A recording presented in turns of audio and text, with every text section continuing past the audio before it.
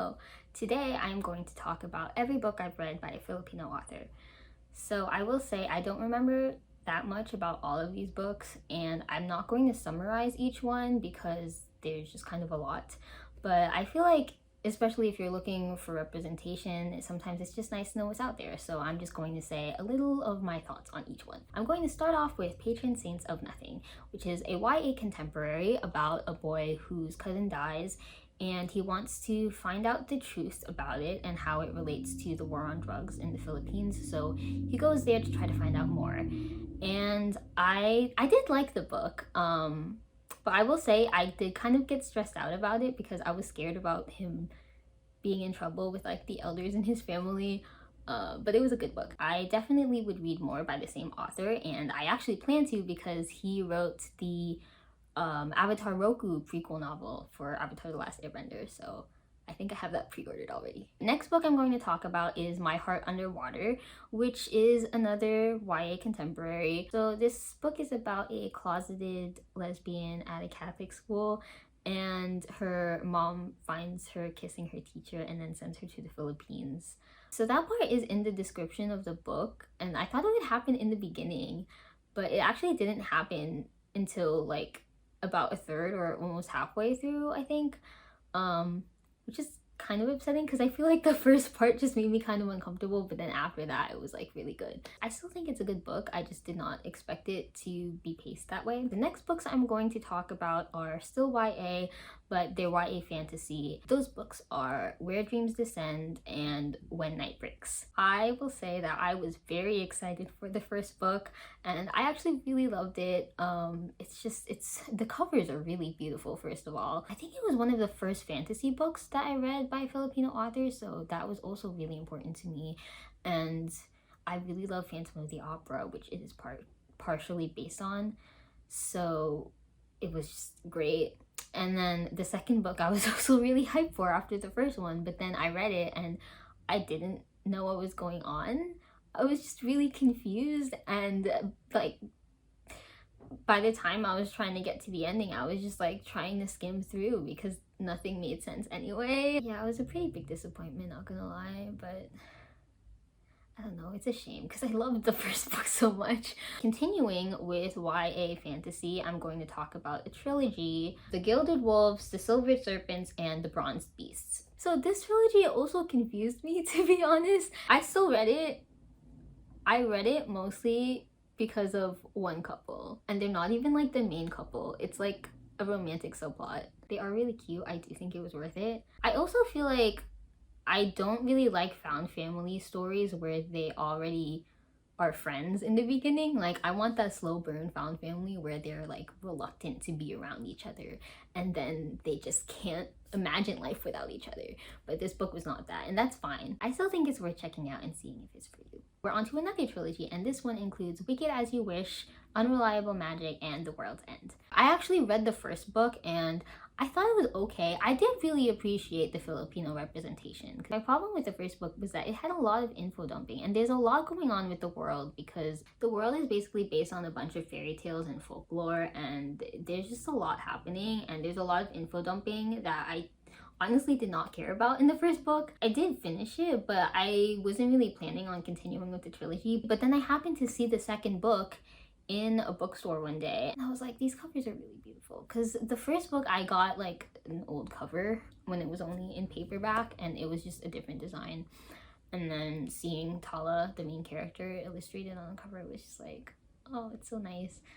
I don't know. So I wanted to get it, and I actually liked the second book a lot more. Since the world was already established, we could just focus on having a fun time with the characters, and it was great. Then I read the third book, and again I thought it was just okay.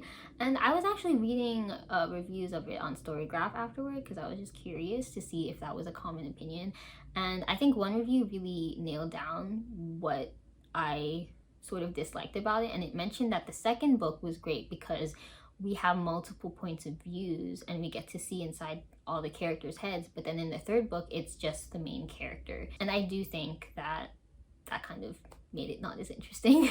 I am so glad that I read the trilogy. It did some interesting things with the Sword in the Stone, and I did like some of the characters, so Still a good read. Now on to My Mechanical Romance. So the cover for this is so cute, and I will say, as a Filipino woman in STEM, I was very excited about this because the two main characters are part of a robotics club in their school, and if I remember correctly, the girl is half Filipino. I also really love dual point of view romance. I think it's really cute to just see how they feel about each other and to be in on it even when they don't know how the other feels. It's just so much fun. But I will say I did not love this book that much, just because there were a couple things that bothered me that kind of made it less enjoyable for me. One is that there's this girl on the robotics club who is just really mean to the main female character, and I just don't think it's fair. And then the main female character also makes a pretty stupid decision about her college applications, and I don't know, it just bothers me a little. Yeah, I mean, it's fine. It's so cute. The next books I'm going to talk about are actually by the same author as My Mechanical Romance, but she is under a different pen name since the next books are her adult sci-fi and fantasy. And that author is Olivia Blake. Before I get into this, I will say, and I mentioned this in my previous video too, which is about standalone sci-fi and fantasy by Asian authors. Yeah, I have mixed feelings about Olivia Blake's writing, specifically for her adult books, because for My Mechanical Romance, I think I did like the writing style there, but for the following books, I think she can get pretty wordy, and sometimes the writing is very beautiful, but sometimes it's just a bit much. Like, I mean, I still like her writing though. Anyway, I'm going to start with the Atlas 6. The trilogy. So it's the Atlas 6, the Atlas Paradox, and the Atlas Complex, and I actually have them all here. So yeah, I read the Atlas 6 knowing that it was a very hyped up book, and then I remember reading it, and at first I was like, I don't really understand why it was so hyped. I did think the characters were interesting, but I was like, I don't know if this interests me that much. I got the second book mostly because Olivia Blake was touring, and I just wanted to go to one of the events because I just like going to author events.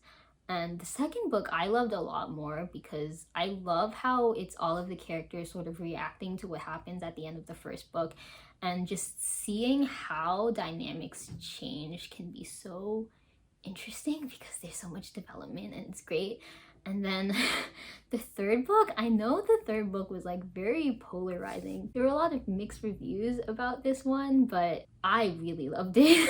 I kept thinking about it so much after reading it. It's just one of those books. The characters are really just so interesting, and they're so different from how they were in the beginning. I'm not gonna spoil how it ends, but I will say, even though it didn't really end as I expected it to, I do think that the ending went along with the themes that were presented throughout the book. If you even just look at the cover of the first book, it says knowledge is carnage, and just remember that.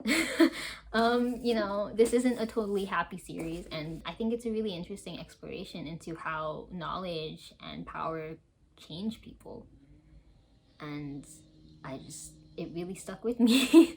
The next Olivia Blake book is One for My Enemy, which is actually the one I mentioned in my previous video. It's like a Romeo and Juliet retelling. So there's like rival families, and there's magic, and like, I do really like it. And then the last Olivia Blake book I have on this list is Masters of Death, which I liked in the beginning. I think the setup was fun. I really like how one of the main characters is a vampire, but she's like based on Filipino folklore instead of just like what we normally see. But I think the plot was just confusing. I did not know what was going on. They just start talking about some game, but I don't know what this game is, and I was just very lost. If you just want to go in for some vibes and character, then it's probably worth it, but I wanted to sort of know what was going on. Hey y'all, so I realized that while trying to order my list of books, I accidentally removed 2 of them. So yeah, they are 2 books that are part of a trilogy, and it's The Wolf of Oren-Yaro and The Ikasar Falcon. And so I bought the first book physically. I actually really love the book dedication, like it really hit, so I'm just gonna read it. To Dad, with all the love and most sincerest apologies of a daughter who could have been anything, but chose to follow her heart.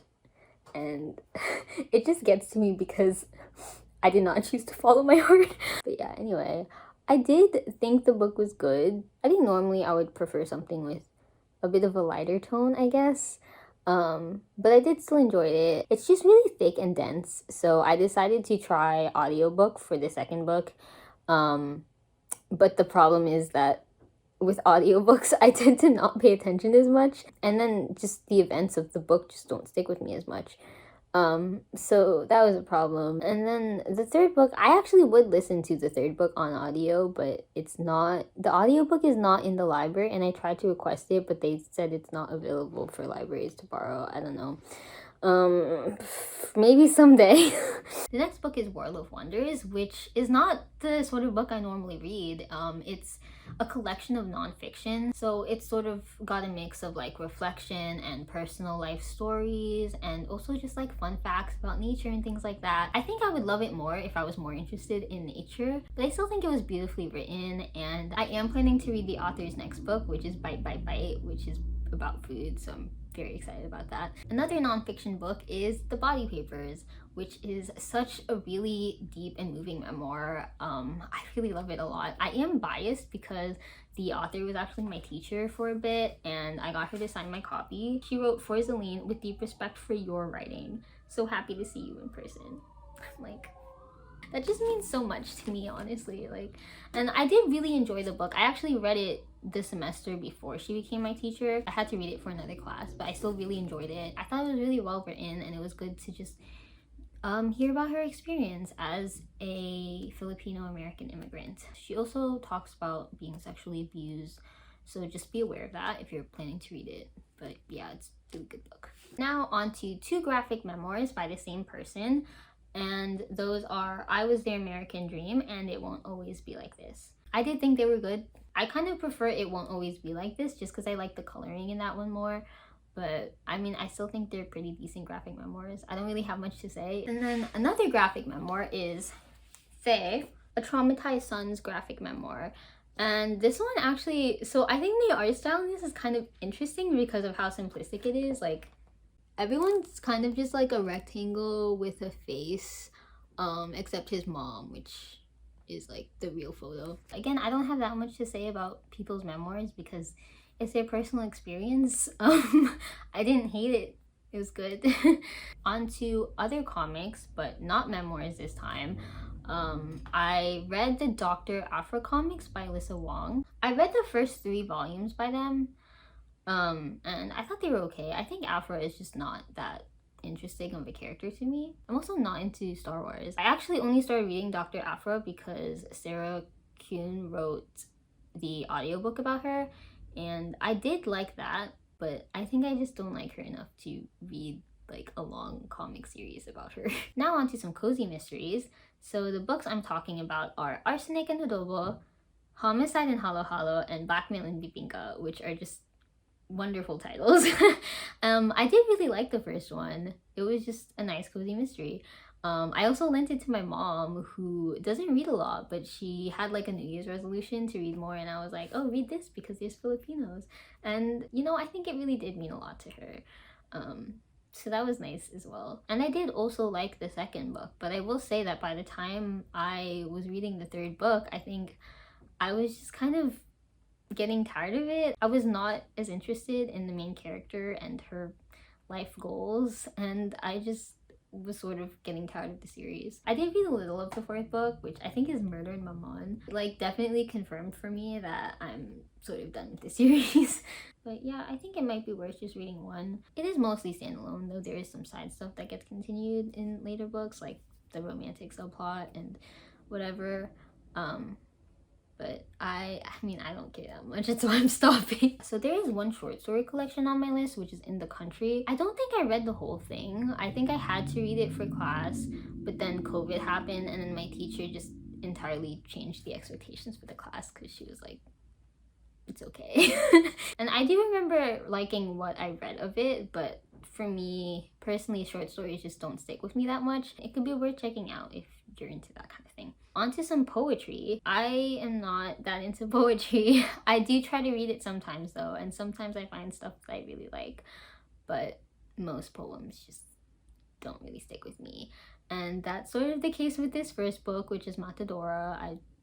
I don't really remember anything about it. I'm not saying it's bad, I think it's just me. And the next book is Letters to a Young Brown Girl. Again, this did not really stick with me that much, but I do remember one poem I really liked. There's one section that has a bunch of prose poems that start with Dear Brown Girl, and there was one that I really loved because it was sort of about how you might have an audience of like just one brown girl and they might be the only person who reads your stuff, but even that can be just like so beautiful, and it just meant a lot to me.